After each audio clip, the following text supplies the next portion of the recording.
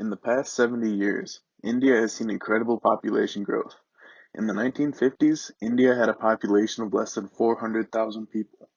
Now, their population is the second in the world at over 1.3 billion people. That's almost a billion more than the United States, with the third largest population, and less than 100 million away from surpassing China for the largest population in the world. India's rapid population growth can be seen in population pyramids. As seen in the pyramids, when the rate of population growth was increasing, the population pyramid looks like a triangle. As the age demographic shifts from a younger population to an older population, this marks the decline in growth rate, and the pyramid no longer looks like a triangle. Although the growth rate is declining, the population continues to increase for several decades. When looking at the past several decades, you can see that the transition occurred between 2005 and 2010. This means that India's population is starting to level off. It's predicted to peak between 2065 and 2070, before lowering back down to a sort of carrying capacity. This is promising for India's future, but they still have a large population with inadequate infrastructure to deal with the predicted 500,000,000 people to come in the next 50 years. How does this affect India's environment and their population?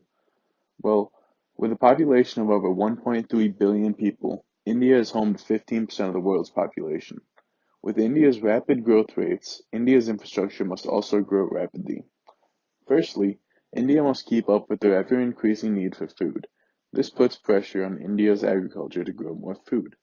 This leads to an increased use in fertilizers and pesticides, which ultimately lead towards land degradation.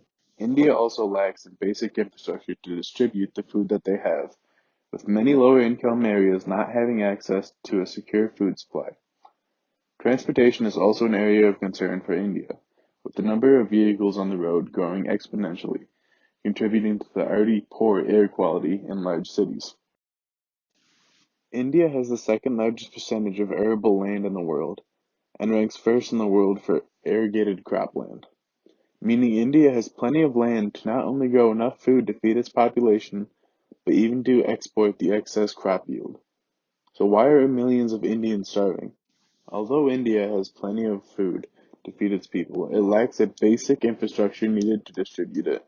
Storage and transportation limitations cause high food waste and lead to India having to export much of its grain yield. India's government fails to subsidize the farmers for bad harvest years, leading to an estimated 17,000 farmer suicides per year. With this extra pressure put on the farmers, they tend to use more fertilizers and pesticides. India is the second largest producer of pesticides in Asia and uses more than 58% more pesticides than the global average. Although this can help to improve productivity and increase crop yields, it also damages the ecosystem, contaminating soil, groundwater, and other vegetation. Food security is about more than just having physical access to food, but also having the economic security to buy safe, nutritious food. This is a major problem for India. With a large percentage of India's labor force working on varying daily wages, their ability to buy food is unstable.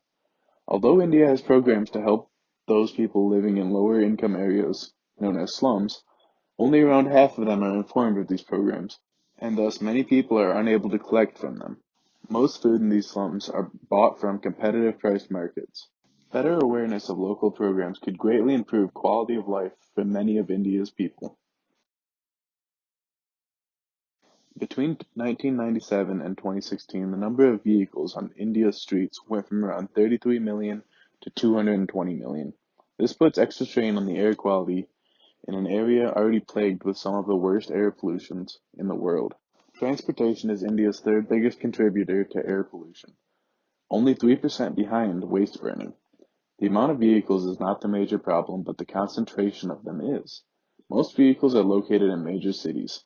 These streets are so crowded that the average traffic speed is less than 12 miles per hour, meaning that millions of vehicles are stuck idling in city traffic for hours. While most, about two-thirds, of the vehicles are two-wheeled, they still contribute to the air pollution in these cities. To counter this, India is working on better public transportation, including subways.